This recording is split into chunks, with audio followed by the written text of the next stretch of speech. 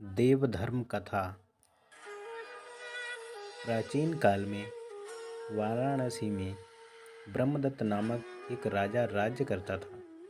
बोधिसत्व ने उसके पुत्र के रूप में जन्म लिया था। उस समय उनका नाम महिषास कुमार था। जब वे 2-3 वर्ष के हुए तब उनका एक और छोटा भाई उत्पन्न हुआ। राजा ने उसका नाम चंद्रकुमार रखा। जब चंद्रकुमार भी 2-3 वर्ष का हुआ तब उसकी माता का देहांत हो गया। अब ब्रह्मदत्त ने दूसरा विवाह कर लिया। कुछ दिनों में ब्रह्मदत्त की दूसरी रानी को भी एक पुत्र उत्पन्न हुआ। उसका नाम सूर्यकुमार रखा गया। उस नए पुत्र के जन्म से प्रसन्न होकर राजा ने रानी से कहा, तुम इस पुत्र के लिए जो चाहो तो वर मांग लो। रानी ने कहा, अच्छा, जब समय आवेगा तब मैं आपको इस बात का स्मरण दिलाकर आपसे वर मांग लूँगी। जब समय पाकर सूर्यकुमार कुछ बड़ा हो गया तब एक दिन रानी ने राजा से कहा, महाराज, जब सूर्यकुमार का जन्म हुआ था तब आपने मुझसे वर मांगने के लिए कहा था। अब मैं आपसे यह वर मांगती हूँ कि आप इसी को राजपद दीजिए। राजा ने कहा, मेरा ज्येष्ठ पुत्र प्रज्वलित अग्नि के समान तेजस्वी है। उसे छोड़कर मैं तुम्हारे पुत्र को राज्य नहीं दे सकता। पर रानी किसी भी प्रकार मानती ही नहीं थी और दिन रात इसके लिए राजा को तंग किया करती थी। राजा को आशंका हुई कि रानी कहीं अपनी सौतन के लड़के को अनिष्ट करने के लिए कोई कुचक्र न रचे। उन्होंने महिषास कुमार और चंद्रकुमार को बुलाकर कहा, जब सूर्यकुमार का जन्म हुआ था तब मैंने तुम्हारी विमाता को वर देना चाहा था।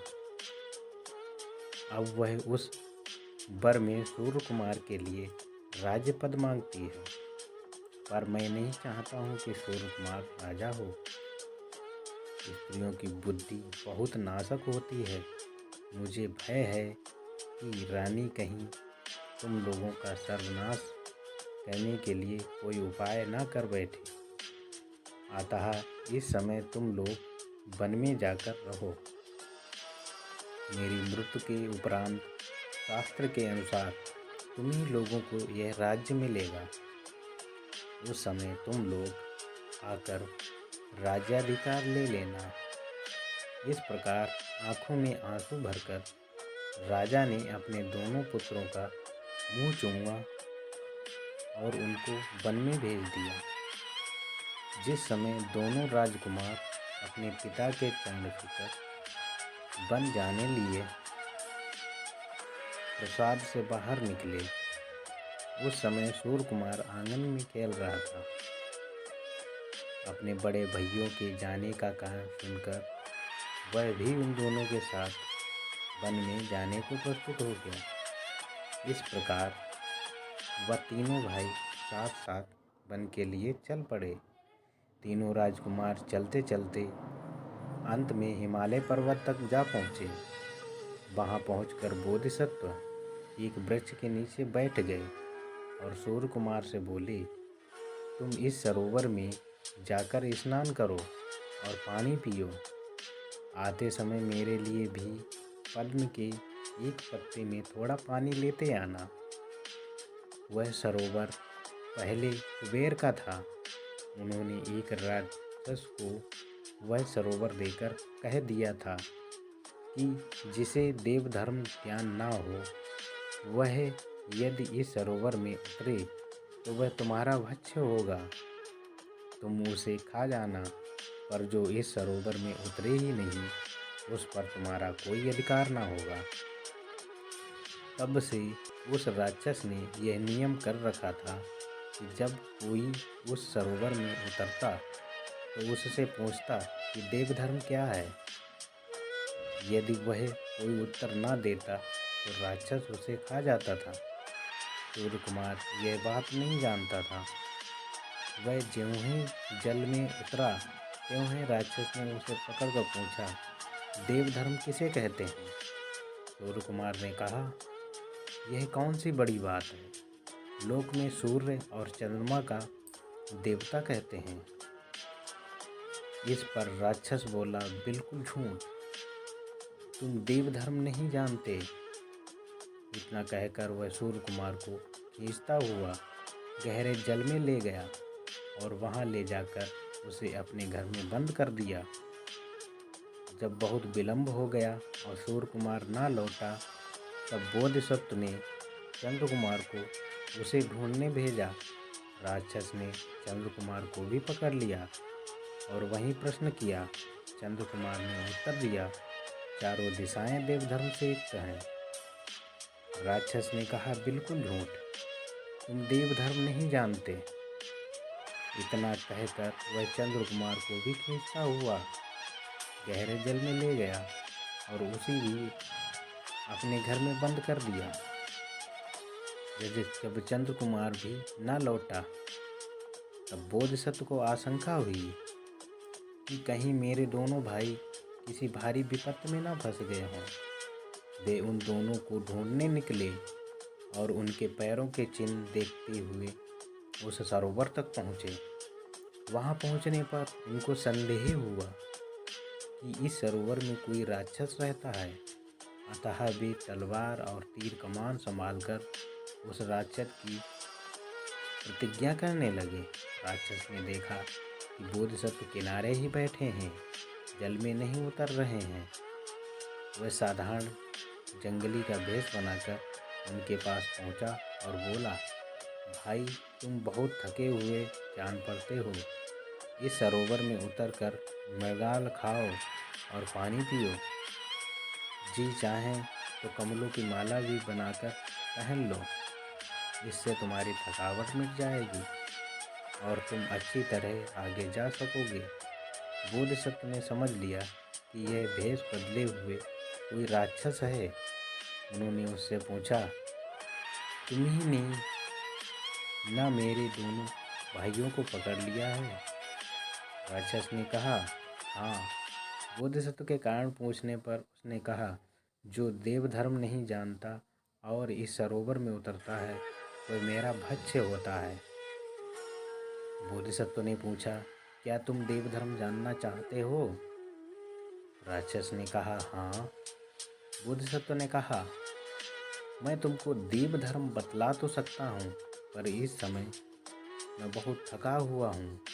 यह सुनकर राक्षस ने उनको अच्छी तरह स्नान करा के भोजन कराया, कमलों की माला पहनाई, शरीर में सुगंधित द्रव्य लगाए और उनके सोने के लिए एक विचित्र मंडप में एक बहुत अच्छा पलंग बिछा दिया।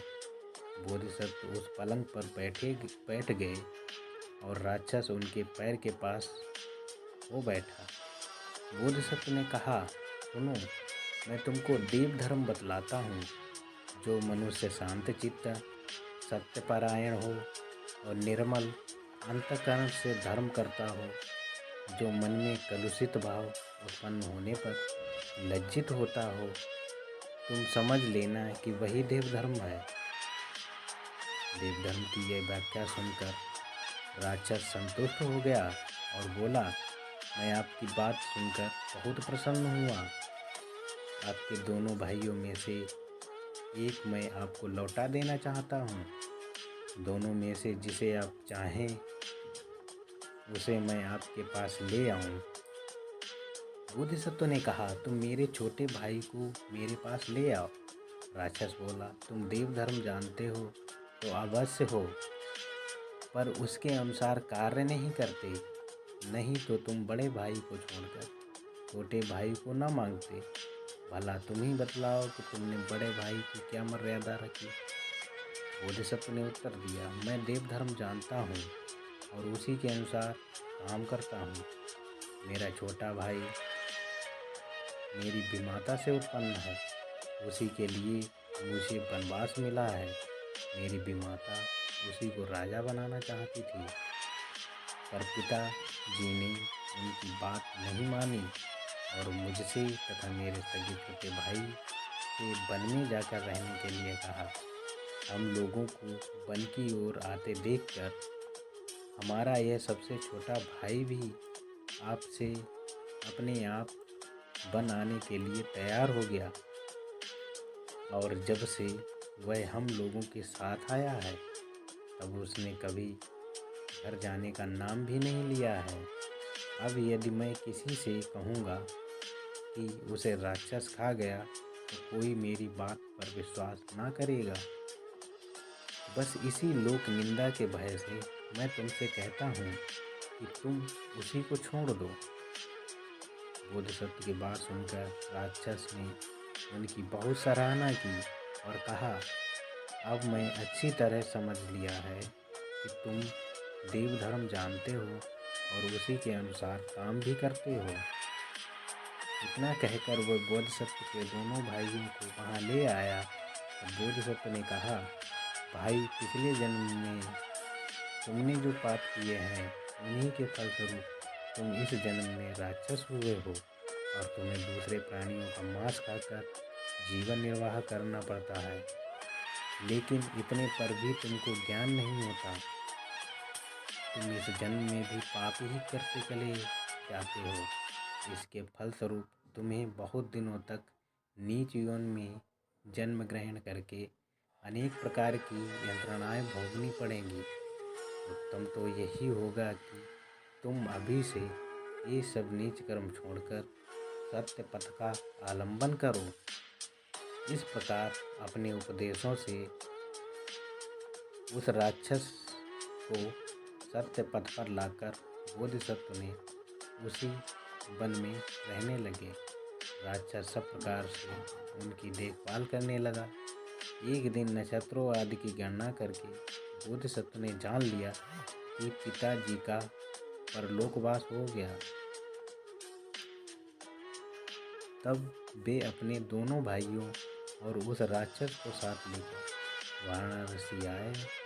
वहाँ उन्होंने पिता के राज्य का भार ग्रहण करके चंद्रकुमार को उपराज या राजप्रतिनिधि और सूर्य कुमार को सेनापति बनाया।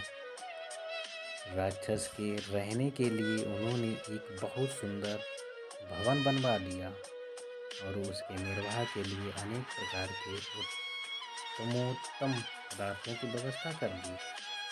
कुछ दिनों तक भली भांति राज्य करने के उपरांत बोधिसत्व अपने कर्मों का फल भोगने के लिए दूसरे लोक में चले